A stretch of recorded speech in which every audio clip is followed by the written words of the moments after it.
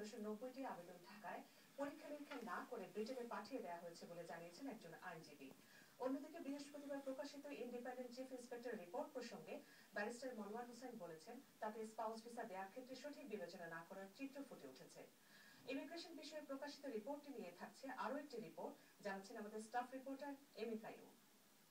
Immigration সংক্রান্ত independent inspector জন বাইন প্রকাশিত রিপোর্টের বিভিন্ন অংশে হোম অফিসের কার্যক্রমের স্রোতগতির কথা উঠে এসেছে। তাছাড়া হোম অফিস ফ্যামিলি, স্পাউস ও চিলড্রেন ভিসার ক্ষেত্রে যে যথাযথ আইন অনুসরণ না করে ভিসা রিফিউজ করছে তাও রিপোর্টে উল্লেখ করা হয়েছে।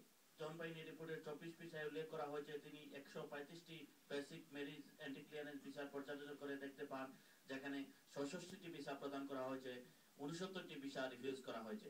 এই 69টি রিফিউজ ভিসা আপিল করলে এর প্রায় অর্ধেকেরও বেশি আবেদনকারীকে ভিসা দেওয়া হয়েছে। এই রিপোর্টের বিষয়ে সেন্ট্রাল লন্ডনের স্বনামধন্য আইনি প্রতিষ্ঠান কারিস লর অন্যতম পার্টনার ব্যারিস্টার স্টুয়ার্ট কার বলেন, বাংলাদেশ থেকে স্পাউস ভিসার জন্য ভিসা অফিসে আবেদন করলে তা যথাযথ সময় ও পরীক্ষা না করে ব্রিটেনের হোম অফিসে পাঠিয়ে দেওয়া হয়।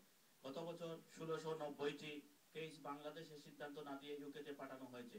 এজন্য 6 মাস থেকে 1 বছর পর্যন্ত সময় নেওয়া হয়। UKBA, in our experience, when making decisions to refuse cases, has done so without allowing those applicants to appeal the decisions.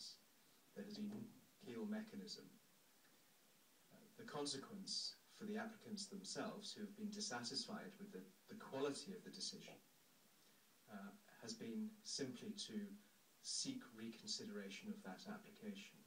এছাড়া ব্রিটেনের বাইরে থেকে স্পাউস আনতে হোম অফিস ঘোষিত যে 18,600 পাউন্ড আয় দেখানোর নিয়ম রয়েছে তা প্রতিবন্ধী ও আরো কয়েকটি ক্ষেত্রে কার্যকর নয় বলে জানিয়েছেন ইমিগ্রেশন অ্যাডভাইজার আব্দুল হাসান চৌধুরী। কিছু ক্যাটাগরিজ আছে তারা যে নয়া ইমিগ্রেশন রুল ইন্ট্রোডিউস করছে জুলাই 9 তারিখ লাস্ট ইয়ার, এটা তারা কিছু এক্সাম্পশনস দিয়ে দিছে। এক্সাম্পশনের মধ্যে আপনার 6টা ক্যাটাগরি আছে আমার জানা মতো। একটা হইল গিয়া যে যারা কেয়ারার অ্যালাউন্স রিসিভ করা, যারা আপনার ডিসেবিলিটি লিভিং অ্যালাউন্স রিসিভ করেন, যারা আপনার সিভিয়ার ডিসেবলমেন্ট অ্যালাউন্স রিসিভ করেন, যারা আপনার ইন্ডাস্ট্রিয়াল সিভিয়ার ডিসেবলমেন্ট একটা অ্যালাউন্স আছে ওটা রিসিভ করেন। ও 6টা ক্যাটাগরি যারা ইসাইড বেনিফিটের মধ্যে যারা আছেন এরা 18,600 পাউন্ড দেখানি লাগে না। এই রিপোর্টের বিষয়ে হুসাইন ল অ্যাসোসিয়েটের কর্ণধার ব্যারিস্টার মনোয়ার হোসেন বলেন, জন বাইনের রিপোর্টে ফ্যামিলি ও চিলড্রেন ভিসা প্রদানের ক্ষেত্রে যথাযথ মনোযোগ না দেওয়ার কথা উঠে এসেছে। ওভারঅল ইউকে যে চিলড্রেন বেস্ট ইন্টারেস্টটা কনসিডার করা হয় না যখন অ্যাপ্লিকেশন রিফিউজ করা হয়, অনেক ক্ষেত্রে সেটা করা হয় না। তারা সেটা প্রমাণ পেয়েছে, তারা সেটা একটা ডাটা দিয়েছে। M A Qayyum, Bangla TV news, London. সরকারের ওয়েলফেয়ার